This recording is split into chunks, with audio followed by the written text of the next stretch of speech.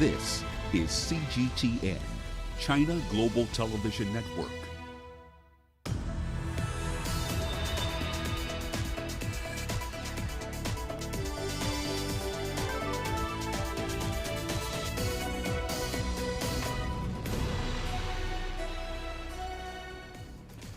Hello there, welcome to this edition of Global Business Africa. In the course of the hour, we'll run through the business news stories you need to know about from the continent and beyond. Let's start with an update on the markets. Plenty of green numbers across the board for you today.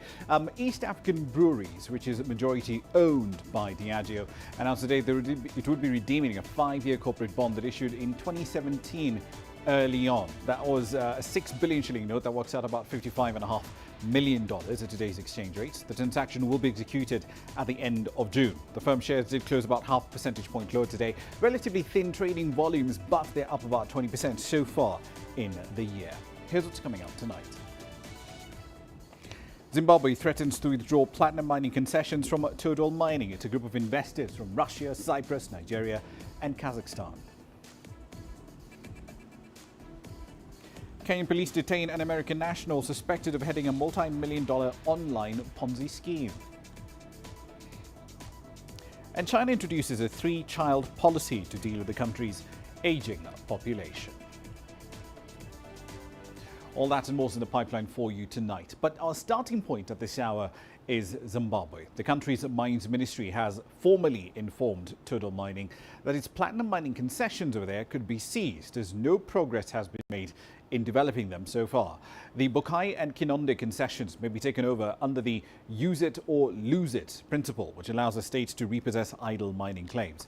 Now, Zimbabwe is home to the world's 3rd largest reserves of platinum group metals, but so far it's really struggled to develop its full mining potential with investors from all over the world, including Russia, Cyprus, Nigeria and Kazakhstan. And in this particular case, they're yet to bring these projects into production. The total assets were taken over from Anglo-American Platinum, which does operate a mine in Zimbabwe, more than a decade ago, and then handed over to Central African Mining and Exploration Company. On to East Africa, where Kenya's foreign currency reserves have continued to shrink for the 4th consecutive week, according to data released by the central bank. The reserves fell to $7.48 billion on the 27th of May 2021, a 5-week low, 1% lower than the $7.546 billion on the 20th of May. Despite that dip, though, the reserves do still meet the central bank's requirements of having at least 4 months' worth of import cover in its foreign currency reserves, and the East African Community requirement of having at least 4.5 months of import cover on hand.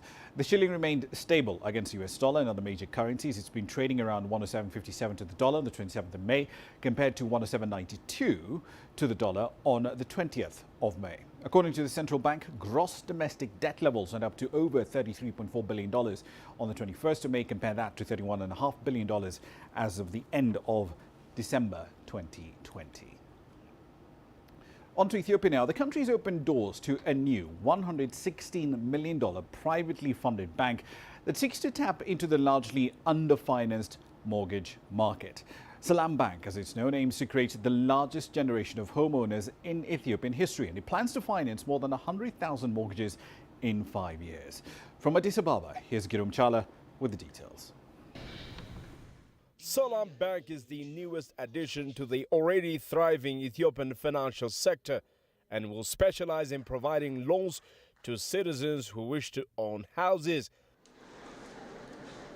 The bank will start operations with an initial capital injection of 5 billion birr, or $116.3 million, and has been founded by the globally renowned Soul Rebels brand founder Bethlehem Tlahun, among other influential Ethiopian business people and entrepreneurs. As you all know, I come from the industry sector. In this sector, we have witnessed so many of our employees living in rented houses, mostly spending most of their earnings there. The same is true around industrial parks. This is why we have formed this Salam Mortgage Bank to resolve this complex problem. We will work to provide loans for women and youth for them to get houses in a much better and easier banking method. The new Salam Bank plans to finance more than 100,000 mortgages within 5 years, totaling 200 billion birr, which is equivalent to 4.65 billion US dollars. The value of the mortgage will equal 4.5% of the country's 2020 GDP.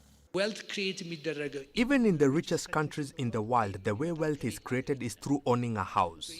So the bigger picture for us is, over the next 5 years, we have planned to provide 100,000 mortgages to people. That 100,000 mortgage means 200 billion birr, that is almost 5% of Ethiopia's GDP. That is what is going to happen in the next 5 years. On average, we will provide 2 million birr. Some will take more, some less. Secondly, this bank will be a positive disruptor in the industry by providing loans for 20 to 30 years. Ethiopia's President Sahle Zewde, who attended the launch event of the Selam Mortgage Bank, said the concepts of the bank are highly appreciated by the government. I have learned that Selam Bank has based itself on pan-Ethiopianism and that the mortgages will be provided to not only for those who are well off, but also for middle and lower income citizens in this country. That is truly a great thing to hear. Ethiopia is one of the largest economies in sub-Saharan Africa and is the second most populous nation in the continent. Due to its rapid urbanization, the country needs at least 400,000 houses per year. Over the next 10 years, Ethiopia's GDP is projected to grow by about 10.2%, and per capita income is estimated to grow from the current $1,000 to $2,200 in 2030. These are the detailed forecasts and studies Selam Bank has based itself to enter into the lucrative market. Group Channel CGTN, Addis Ababa, Ethiopia.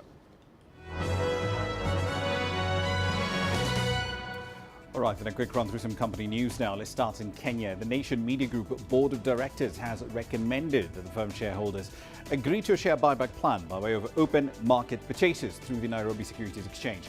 It'll be the first deal of its kind in East Africa. NMG is proposing buying back up to 10% of the issued shares subject to regulatory and shareholder approval. Its board is recommending a minimum price equivalent to the par value of an ordinary share. That's about 2 shillings 50 cents, and a maximum price of 25 shillings per ordinary share. Majid Al Futtaim shopping mall store sales contracted by 19% last year. The decline is a direct result of the COVID-19 pandemic and its associated implications as well as related lockdown measures.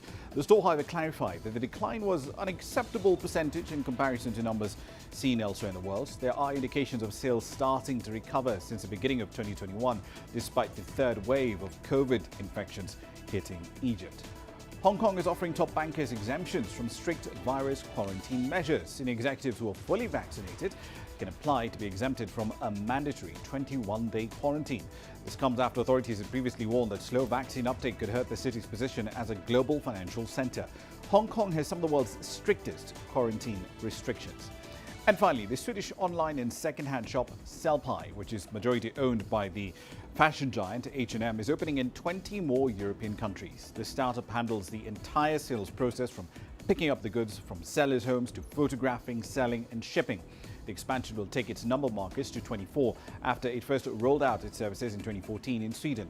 H&M has invested more than $24.4 million in Sellpy and it owns around 70% of the company. That's a run through your company headlines. You're watching Global Business Africa. Time for a short break. Here's what's on the other side.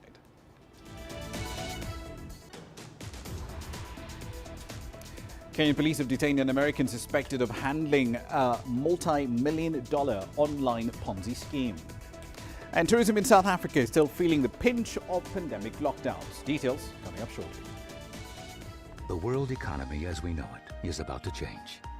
Global business reports highlight emerging markets, developing countries, and dynamic sectors worldwide. We feature top analysts and newsmakers to provide perspectives on every facet of business. From an on-the-ground perspective, we provide you with balanced and objective assessments. Fast, sharp, and insightful. Global Business, only on CGTN. every story starts out like this. Okay. We'll head out now. But beyond the rush of the numbers, there's always a more fundamental question. What happened? Who has been affected? When market-moving decisions are made, who's responsible and why?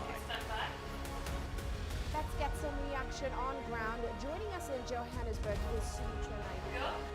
Hello, Nairobi. This is how all stories begin. See how they end. Only on Global Business. There's more to this place than just glorious landscapes. There's more to it than just, say, Table Mountain or glorious, endless salt flats. There's more to it than countries that are home to some of the deepest mines in the world. There is so much more to this place, even if it is home to some of the finest diamonds on the planet. It is the sheer diversity of the people who call Southern Africa home, and the relentless drive to make it a better place that make it so special. And we know that because this too is home.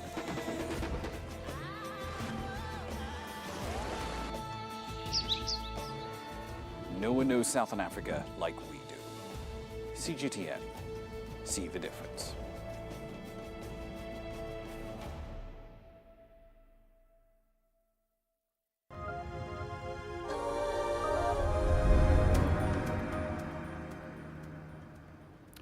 Welcome back to the program. Let's revisit a story we had a little earlier in the bulletin, which focused on the use it or lose it policy that applies to mining concessions in Zimbabwe. In this particular instance, the mining ministry has told Total Mining that, look, we gave you a mining concession. We're not seeing any progress being made in using that concession. So now you have to tell us why you shouldn't take it back. Let's get you some details on that particular story. Farai Mokhtar joins us from Harare with more details on this. So Farai, the warning has formally been issued. But what happens next? Because I presume that Total Mining, or at least its parent company, Eurasia Natural Resources, they do get to explain their position to the government, don't they? Indeed, they do. They've been given an opportunity to respond, to explain why there's been no movement in terms of developing this mine or taking the project forward. I think it's important to note that for government to take the step that it has taken means that it may have exhausted all other avenues. It may have, exhausted opportunity or the engagements that it's had with the company. It may have tried to get some sort of movement, to encourage some sort of movement. And so for them to come out publicly and to issue this warning, for me, is an indication that perhaps they've been through all the other, alternatives, all the other options, and now they're just pursuing the formalities, making sure that it's official that we've issued this warning. If you don't respond, or we've responded unsatisfactorily, we are now moving forward to the next stage, which is to withdraw the license. I think they're just dotting the I's and crossing the T's in the eventuality that they do go down that route. So we'll wait to see when Total will respond and how that will go. But in all likelihood, I think for government to go as far as it has gone now is an indication that it does intend to pursue or follow through on that withdrawal. The thing I find interesting about this concession, though, is that this isn't the first time that this asset has been seized by the state, because more than a decade ago, it was owned by Anglo-American Platinum. Then the government took it over, handed it to a different company altogether. Why is developing it such an issue? Well, I think it's got to do with, the investment climate. The environment itself hasn't been conducive. It's been very difficult and remains very difficult to raise capital in international markets to come to Zimbabwe for a project like this. So also bear in mind, the period you talk about going back a decade ago was the time when there was a lot of uncertainty, a lot of anxiety around Zimbabwe's controversial economic empowerment and indigenization laws. So I would imagine for the investors who held that license and who have that license, they haven't found it easy to try and raise funds to develop this project and to get it up and running very capital intensive sort of project and does require that international funding. So I think the environment at the time, but also the continued, isolation that Zimbabwe suffers, it's very difficult, as I did say, to raise that sort of money. So I think those are sort of the measures that are militating against the development of that asset. All right, one last question for you, Farai. So do we have any numbers that would tell us how widespread this problem is across Zimbabwe's mining sector? How many of these mining concessions are out there that have been issued but are not being utilized at all? Well, there are no specific figures to say, how many mines are in that sort of state or under that sort of situation. But it had been, quite worrying and significant in the past from authorities. But I think since, the new dispensation came into power in 2017, they certainly have, tried to accelerate or to try and encourage to push those who are holding on to licenses to utilize them and to start developing those mines. Remember, this government intends to develop this economy to middle income status, and that whole strategy is underpinned on revenues that are coming from the mining sector. So they certainly have been at the forefront of making sure that those who have licenses use them and following up on them. But also, I think since 2017, there's been a change in sentiments towards Zimbabwe, which may have encouraged people who had licenses and were just sitting on them for speculative purposes to now start doing something about that. So I think going forward, it won't be such a big problem. In the past, it may have been, but I think given what we're seeing now and this example, we're likely to see that there will be further action on those who are just sitting on them and not utilizing them. Indeed. Of course, platinum group metal prices have been just rising by exponential numbers. 20% in platinum's cases. Palladium has been going through the roof. But we'll leave it there for the time being. Farai Mukutuya there live in Harare. Now, we're still in Zimbabwe, but not in the commodity sector. The country has a fair bit of potential to earn somewhere around $1 billion a year from its horticultural sector. The government has rolled out a national strategy that incorporates rural farmers to try and achieve this goal, to make it a reality. As Farai now reports, Zimbabwe, once upon a time, was a major grower and exporter of flowers, vegetables and other horticultural products, with frequent flights airlifting all of this produce to European markets. It's rapid, non-stop and thorough work on Churchill Farm as harvesting of Mange 2 peas is underway. 13 hectares of the crop have been grown here, all of it for export. Consignments of the freshest vegetables are dispatched from this packhouse 3 times a week, destined for markets in Europe. But there are plans actively underway to open up new territories. Lucrative orders have come in from the United Arab Emirates. The contract that we've got at the moment with United Arab Emirates is got to do with garlic, it's got to do with ginger, it's got to do with potatoes, it's got to do with onions and so forth. Those we can give to small-scale farmers because we will not be able to grow them on our own farms because of rotations as well.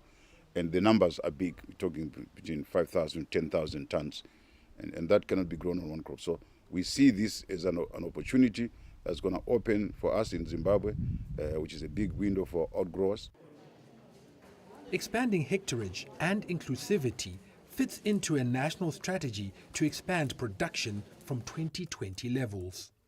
We're on 114,000 tons with a value at around $77 million. And we obviously projecting that we can triple that in the next 3 years. It's critical for us to have all farmers on board. So we're very much focused on developing new farmers. It depends, and also there are sort of sector specific. So we're not trying to say farmers who have been subsistence farmers must come on board and export blueberries. It's not going to happen like that. But we will definitely support in the crops that make sense financially and where we can lobby and represent those farmers. The horticulture industry wants government to speed up trade negotiations and finalize protocols with key markets like China, as well as ease export processes which will enable farmers to be competitive. That, combined with a favorable climate, will help the country quickly reap the low-hanging fruit that the sector represents for the economy. Farai Mukutuya, CGTN, Marondera, Zimbabwe. On to South Africa now. Tourism in that country still feeling the pain of the COVID-19 pandemic and the subsequent pandemic restrictions that were applied in the country in 2020. According to the latest industry data, foreign arrivals in South Africa fell by over 70% from nearly 16 million persons coming to the country in 2019 to just 5 million last year. Here's CGTN's Sumitra Naidu with that story. Pre-COVID, the tourism sector accounted for approximately 709,000 jobs. Income from accommodation grew by over 2% in 2019, despite a decline in international tourists. But today, hotels in particular are struggling to stay open. In February, we were 72% down. The hotel industry was struggling the most. It was very interesting. If you look at January and February, the hotel industry's average rate, which I think then was about 900 rand, the guest houses were actually at a higher average rate, which is unusual. It's usually hotels that cost you more than a guest house.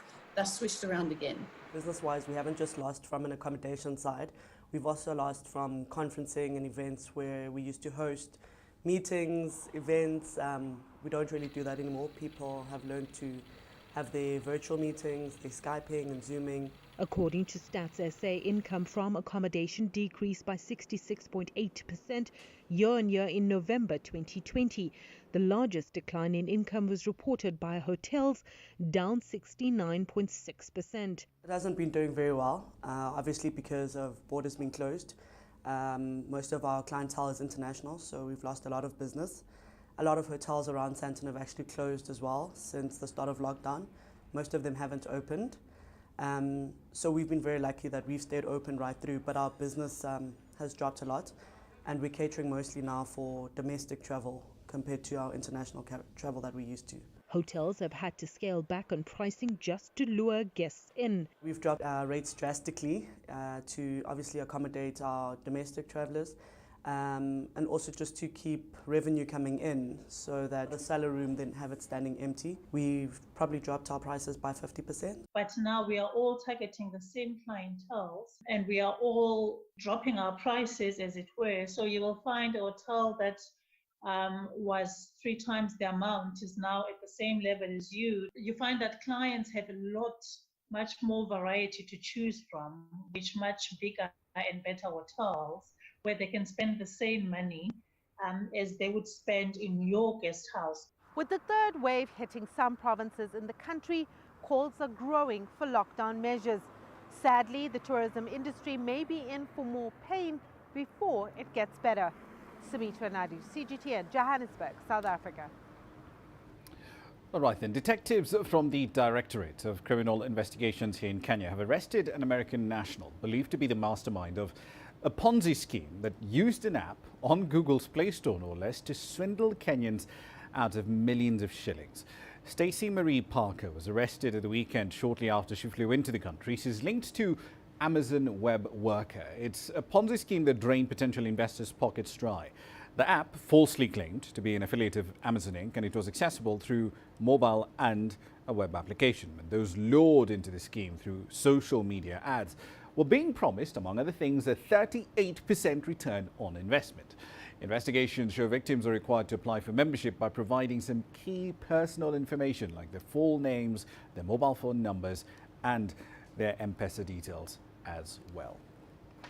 All right then, so let's explore this in a bit more detail with Dr. Bright Kameli Mawdor. He's in charge of managed cybersecurity services at Dimension Data. He joins us now live on the program. Good to have you back on the program, Bright. So I guess let's start with the broad picture here. How common are these online Ponzi schemes within the region, and why do they still attract so many victims? Right now, a lot of cyber criminals took advantage of COVID time or the pandemic. So they know people are desperate for money, and the people are desperate for any means to make any quick extra money on the side. So a lot of people are trying to move to ways that can make things believable. And that is why most of these apps are coming up. The thing is, these cyber criminals who actually created the Amazon Web Worker were really smart. They actually took time to create a web application and create a mobile application, making it so believable. What made it so believable was the fact that they actually make you to receive some sort of return for the first few days that you have worked. So you think it's actually working. So you're going to actually, it lures you to put in more money. Now, there's so many ways to attract you to be able to get into these Ponzi schemes. Some of them come to you as application. I personally have received messages in my Instagram account where they say, look, I'd like to work with you. You can actually invest in us in our, and they use the things like crypto, or say you can actually work with us and your money is going to double or triple in the next few days. Oh yeah, there are and plenty of those that show up virtually every week online, on Instagram especially. It seems to be a favored fishing ground. It is because everybody's desperate, so they have to get social engineer people to actually be able to get them on board into such applications. Okay, so the thing that still surprises me about this is that this app was available on the Google Play Store. I mean, one would presume that for you to actually get an app onto that particular platform, you'd have to undergo some sort of vetting to make sure you're not throwing something out there that is clearly loaded with malware or trying to just, skim people's accounts. Yeah. Shouldn't there be stronger standards for apps of this sort? This particular application is not violating any rules of Play Store, actually, because it's legitimately just supposed to allow a person to be able to transact and deposit and remove money. So nobody's going to actually question them about the app being secure or not. It does not violate any out of that. What they are working on is the application does not exploit the phone. If it did exploit the phone or was going to exploit the phone, then there could be some sort of application check which will stop that from happening. This one is exploiting the human element, which people who are gullible to be able to actually sign up onto it actually do. The problem is, for the fact that it's a human base, you can't really stop that. And there's a lot more awareness that is needed, because some of the people who got us the app were told to go tell their parents, and they got the entire family all lured in to be putting their life savings onto it. So it doesn't how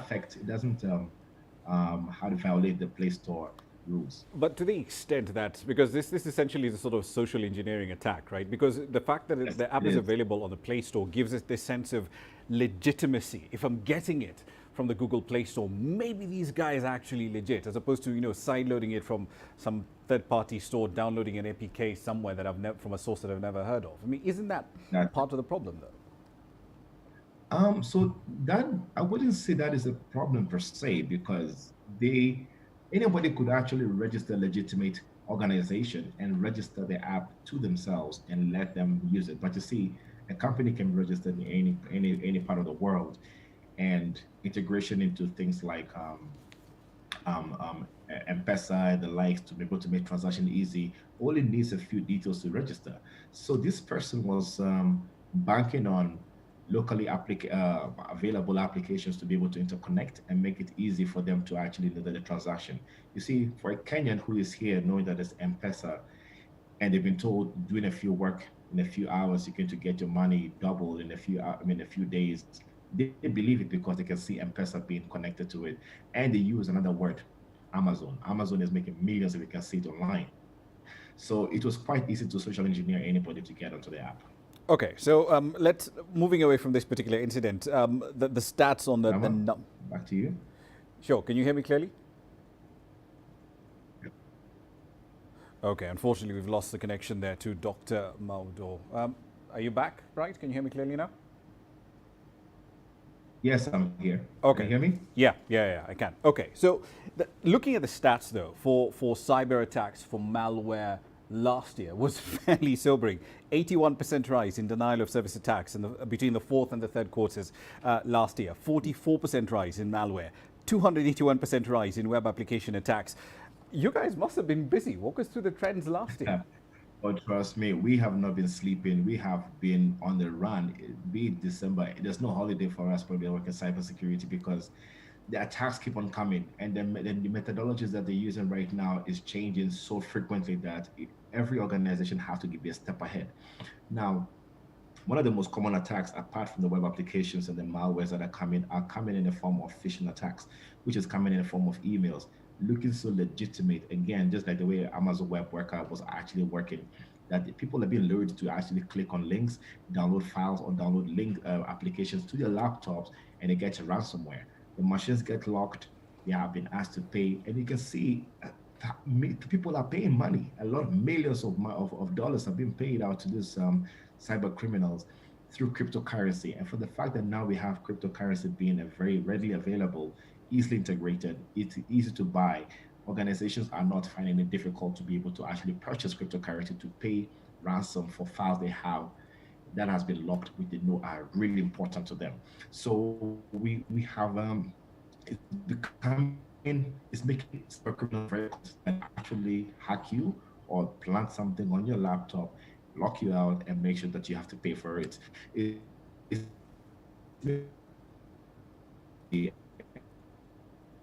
making it harder for us to be able to understand that they need to change into resilience mode and risk-based approach of security. It's not that easy.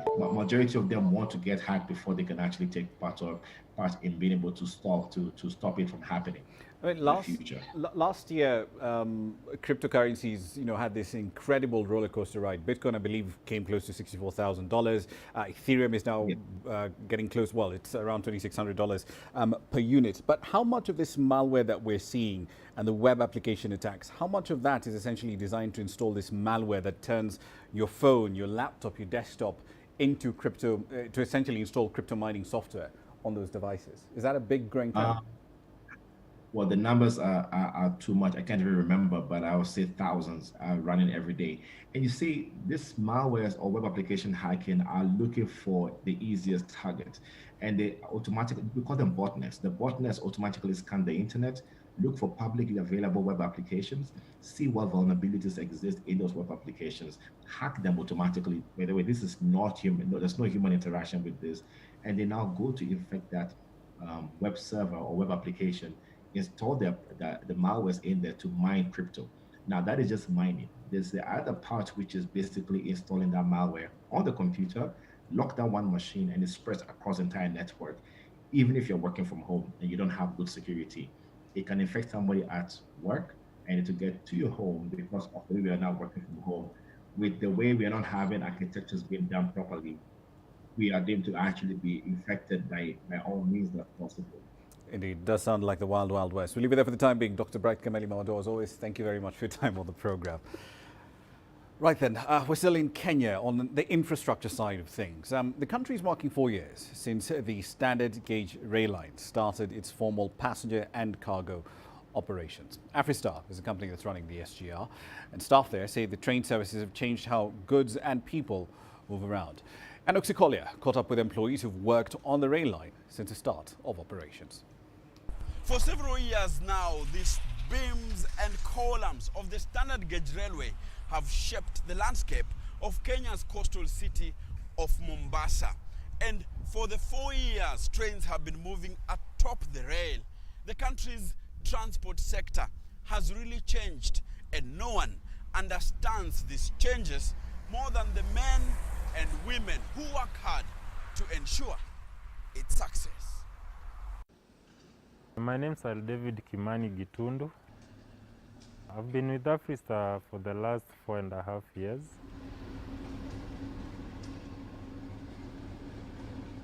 I'm a locomotive driver by profession, and I'm also a team leader, and I'm also an instructional driver. My name is Harrison Kimani Kinyanchui. I am currently serving as an assistant superintendent of Mombasa, Nairobi, and Nairobi Naivasha Dispatching Center.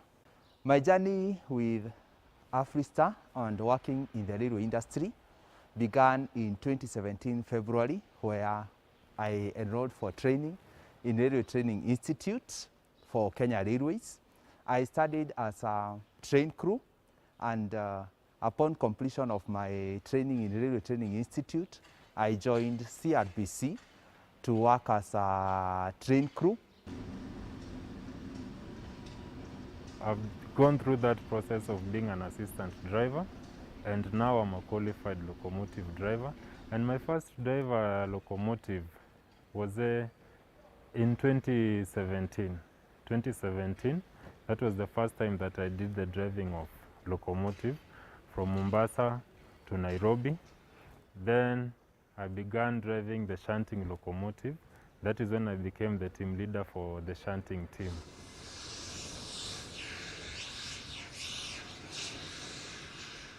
My team and I are the ones who command the train operations straight from the departure station or across the stations. We command in terms of what train will depart, at what time will a train depart, will go and stop in which station, stop particularly in what track, stop for how long, then depart at what time, excuse which train to pass. Why should we excuse this train to pass and not the other one? So we are the brainwork that does the train operation command.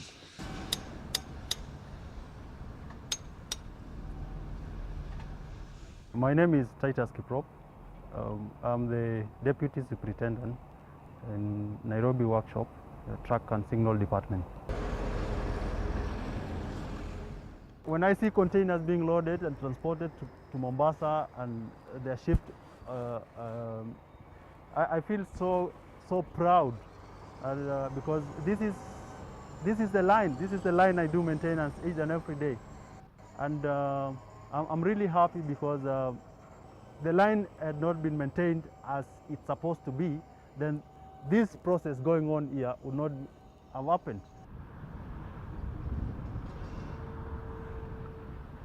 SGR is, we can say it has really impacted the society in a very positive way.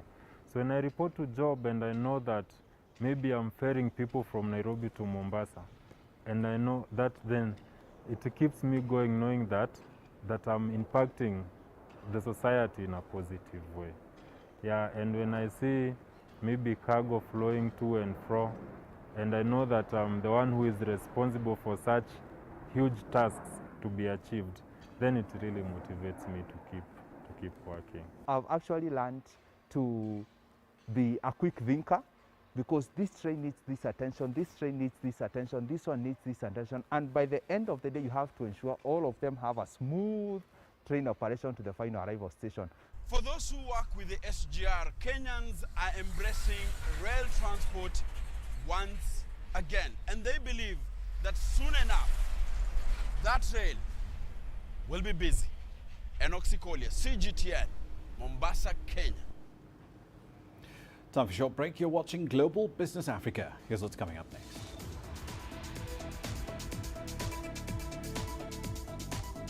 China introduces a three-child policy in order to deal with the country's aging population. And a Paris-based think tank, the OECD, says global output may rise by almost 6% this year, the strongest expansion since 1973. Business in Africa is at the crossroads. We celebrate those who are adopting and thriving despite the challenges, from grassroots to big businesses. Global Business takes you along for the ride as we track the making of a giant. Only on CGTN.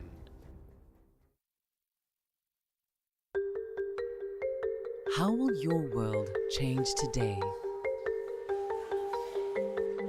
What happens here? What happens there? Or what do you make happen for yourself? If it matters to you, it matters to us too. Your stories are the stories that need to be told. Africa Live. Find your voice.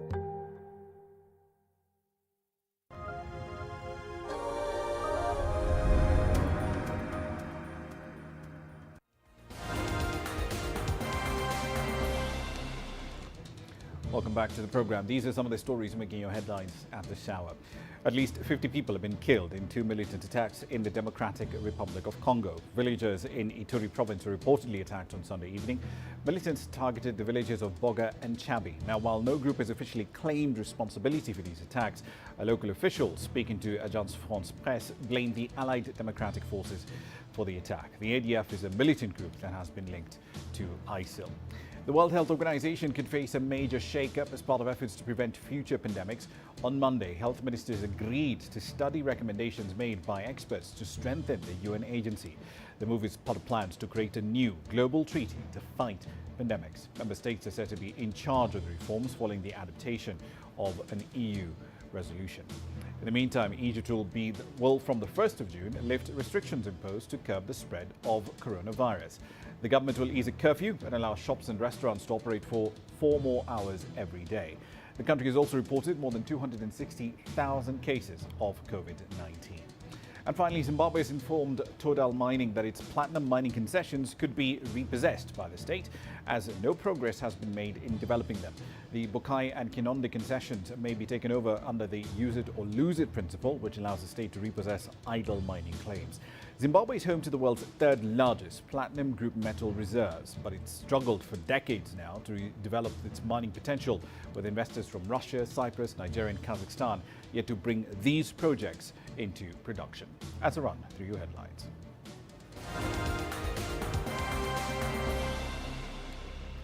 On to the world's 2nd largest economy. China says it will introduce a 3-child policy to deal with the country's aging population. The CPC Central Committee's Political Bureau says the government will allow all married couples in the country to have 3 children. That would effectively end the country's 2-child policy that was introduced back in 2016. Officials say the government will reduce education spending and improve maternity leave and insurance systems in order to help couples. This comes after a recent census raised concerns about the rising number of older people in China. Now, China, of course, is reporting a slip in birth rates after that recent census that we just spoke about. Experts say that the sheer cost of raising children in Chinese cities is one factor contributing to the trend. CGTN's Yang Qingqi visited a family in Shanghai to find out more. Gu Mingmin's eldest son is only 9 years old, but he learned to play this song when he was in kindergarten. Her youngest son, who is now 4 years old, was born a year after China loosened its one-child policy in 2016. It was a decision that needed some courage. If we'd calculated the cost of raising another child, we wouldn't have dared to have a second one, honestly. So just how expensive is it to raise a child in China's first-tier cities? Well, counting away the expenditures on baby formulas, clothes, and hiring nannies, there are also costs that possess Chinese characteristics. The biggest investment for the children is education. And in China, such investment might not necessarily start with a school, but an apartment. You see all these real estate agencies across the street? See, according to current policies, if your child is to be enrolled in a school of your choice, you need to own an apartment in the same city district as the school.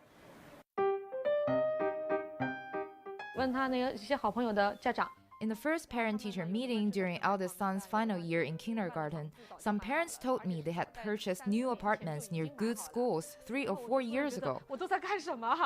I thought to myself, what have I been doing? My husband and I went straight to a real estate agency after that meeting. Of all home sales in Shanghai last year, more than 20% were in good school districts, and the prices for apartments there rose over 8% in 2020. We sold our previous apartment and bought one in this old neighborhood. This apartment is about 20 to 30 square meters smaller, but we had to take an additional 3 million yuan mortgage out to pay for it. After the apartment procured, then come the tuition fees. In Shanghai, there aren't enough good public schools to meet the demand for high-quality education. That brings many parents to private schools, which offer more dynamic courses with a much higher price tag. The 3-year kindergarten tuition alone for my eldest was 150,000 yuan. It's more expensive for his younger brothers, which is over 5,000 per month. My eldest son's primary school tuition is 13,800 yuan per semester. But there are better schools that can charge up to 2, 3, or even 400,000 yuan a year. But it doesn't stop there. Enter after-school classes. Basketball classes, swimming, Chinese Weiqi, and piano classes. The English classes alone cost 14,000 a year. It is estimated that after-school classes could become an $86 billion industry in China in 2021. On weekends, we have on average 10 classes per hour and about 40 to 50 classes each day. And it's never too early to plan far into the future. Do you want to study abroad? 21-year-old Zhang Chengqi went abroad for college and is currently studying at the University of British Columbia in Canada. But he isn't using loans to pay his way, as student loans aren't nearly as popular for Chinese students as their Western counterparts. Instead, like many, Zhang's parents are financing his entire college education. In my university, you need 120 credits to graduate, and each credit is about 1,200 Canadian dollars. It gets more expensive every year. I guess to finish 4 years of school, you'd need at least 1 million yuan. What's more, college education doesn't mark the end of your child-rearing expenditures. Per tradition, there is one more investment to be made, especially when you have a boy, and it's not a small one at that. They will both have to get married. It's our duty to provide them apartments. Great, you finally said it. You feel the pressure now, do you? My husband lay on the couch like this all the time, saying not to worry about anything. But now he admits there is pressure. Now you finally said it. We got it on camera. Wild Gu's case is hardly representative of all Chinese urban families, but the pressures they face in raising their children are also faced by other city parents as well. Yang Shengxi, CGTN, Shanghai. A bit of crystal ball gazing for the global economy now, and it is partly positive. The OECD is forecasting the global output will go up by nearly 6% this year. If that happens, it would be the strongest expansion since 1973. It also raised its global growth forecast for 2022 to 4.4%.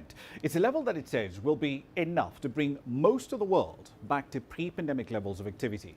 According to the OECD, it also raised its GDP forecast for major economies this year. The US might grow at 6.9%, the Eurozone at 4.3%, China at 8.5%.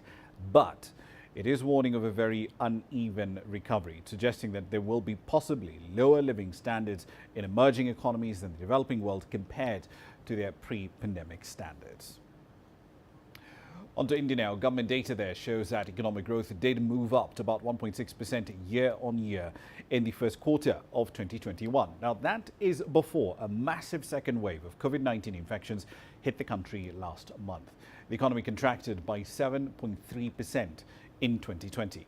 A slow vaccination drive and restrictions across the country have combined to hit economic activities like retail, transport and construction, while putting millions out of work. India is the second worst infected country in the world behind the United States. To date, it's reported more than 28 million cases and over 329,000 deaths. Back to the United States now. Grocery bills have been climbing over there, stoking concerns about inflation after Congress pumped trillions into the economy to keep it afloat during the pandemic. The overall consumer price index is up 4.2% from a year ago. Food prices have been rising steadily along with it. CGTN's Ramah Nyang finds out why. In the San Francisco Bay Area, I'm taking my weekly stroll to the grocery store. First order of business is finding some fresh produce. All right, and watermelons, $6.99. I would have guessed $5.99, so I think it has gone up a little bit. Sure, I pick a good one. I don't think it's just watermelons that are a bit pricey. $4.99 a pound for mushrooms, a little bit higher. We've got 50 cents to $1 more than I used to get about a month ago. So mushrooms, a little bit more. Agriculture economist Colin Carter verifies my suspicions are correct. Fruits and vegetables are up about 6% from a year ago. So we're seeing food price increases. California is a large producer of these items, and we're in a drought. And there's also weather problems in South America, in Brazil and Argentina, and that's also affecting food prices. Carter says meat and poultry prices are also up 2 to 3% from a year ago. You go to the high-end stuff, the ribeye, $20.99 a pound. That's pretty high. Changing market conditions have been a factor. Consumer demand is spiking as some economies open up. Chinese imports of U.S. feed grain have surged. It is very good for farmers in the Midwest. And in addition, China is paying a top dollar. Carter says weather is another factor, and weather is unpredictable. Corn will be harvested in the United States in the fall, September, October. The corn is 90% planted. Weather conditions look okay, but that could change, as you know. So over the next few months, all commodity analysts will be watching the weather in the U.S. Corn Belt. But it's a balancing act. What's good for American farmers is affecting American shoppers. Ground turkey. This is something I use a lot, especially in spaghetti, which I love. Oh, $5.79. Yes, I remember getting this for $5. Jenny O's parent company, Hormel, recently announced price hikes to cover increasing costs. It's not alone, as data from the U.S. Bureau of Labor shows all 6 major grocery food group consumer price indexes rose over the past year. That means as my grocery bill continues to rise, I'll need to keep a close watch on not just the nutritional value of my meals, but also how much they cost in order to serve up a truly satisfying meal. Dinner is served. Mark New, CGTN, San Francisco. The U.S. state of California is making enormous investments to boost the use of electric cars. But electric bike advocates are also asking if e-bikes can be prioritized as a way of fighting climate change by reducing emissions. A recent study has shown that e-bike use can have a significant effect on reducing the amount of greenhouse gas emissions we end up putting into the atmosphere. And now a coalition of climate scientists and bicycle advocates are joining forces to push for state law that will put $10 million into a much wider adoption of electric bikes. It is Tian Xian has that report on what's hot tonight. Electric bike imports have doubled in a year, reaching over 500,000 in 2020. According to those in the industry, younger people who live in cities are using electric bikes as an alternative form of transportation because it's cheaper, efficient, and fun all at the same time. That's one of the great things about e-bikes is that it's a lot easier to carry like kids and heavy cargo and stuff along. But so I mean, most bikes are looking at 20 to 40 miles. Some of them have the capability of running 2 batteries at once, so those would go substantially higher. Like I think it peaks out at about almost 100 miles. Electric bikes can take riders much farther than traditional bikes while keeping carbon emissions at drastically lower levels, even compared to electric cars. The carbon footprint of it is a fraction of what it is of like an electric car.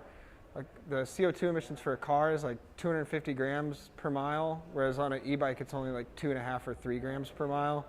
So substantially lower than an electric vehicle for sure.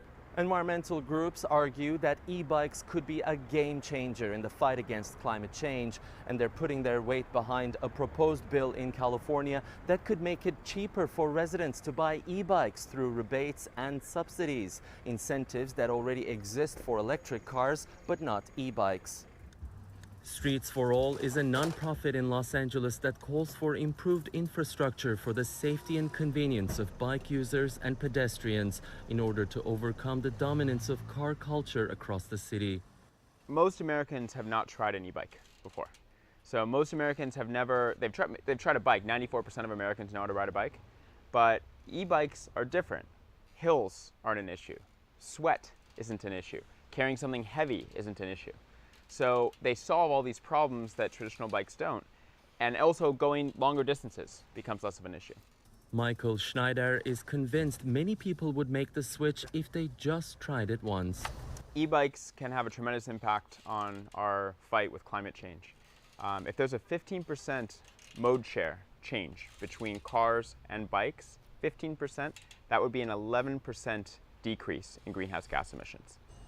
Aside from reducing traffic, air pollution, and related health problems, electric bikes, when used collectively, could be the next big weapon in saving the environment.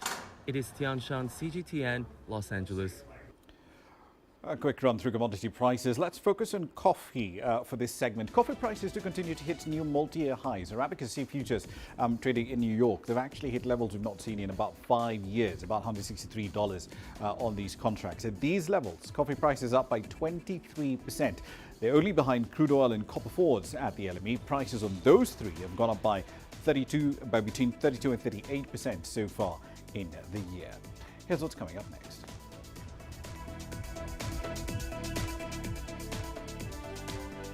We'll introduce you to the Kuwaiti entrepreneur hoping to get edible insects onto your dinner table. Will you agree? Find out next.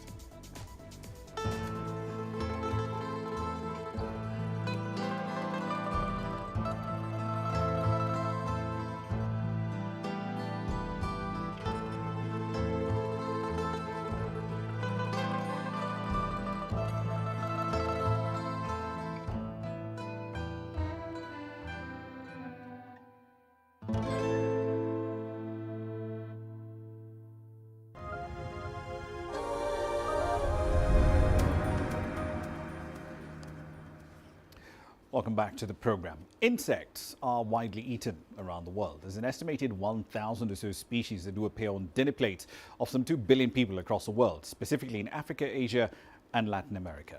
But in some Gulf states, while edible insects are considered to be a delicacy by some, consumption has fallen out of favor over the years. Tonight on Grassroots, we bring you the story of one entrepreneur in Kuwait who's hoping that superworms will find their way onto the diets of Gulf citizens.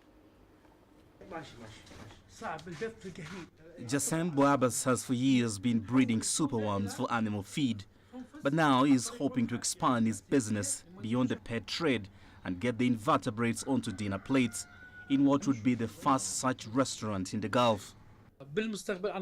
I expect that these worms will be in the restaurant orders in the future. My ambition is for worms to be a successful food alternative for humans, not just for birds. Bouabbas says the superworm business has been lucrative, with bird breeder customers buying thousands of dollars worth at a time to feed their cardinals and nightingales. Before borders closed due to coronavirus pandemic, he would transport boxes of worms to other Gulf countries, especially Saudi Arabia. Bouabbas usually produces between 3,000 and 6,000 worms every 3 months, and at times up to 10,000.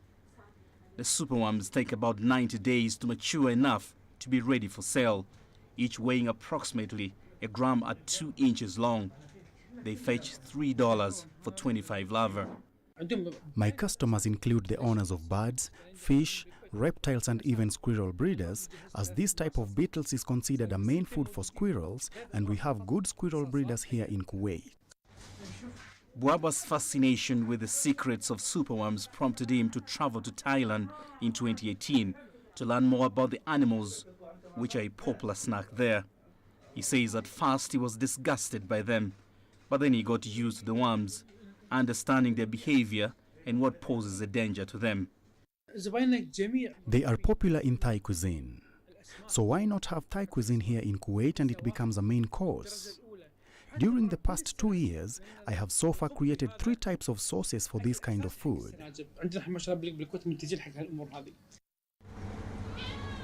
Insects are widely eaten around the globe, but apart from traditional diets, cricket pasta and mealworm smoothies have become the latest food trend in some world capitals.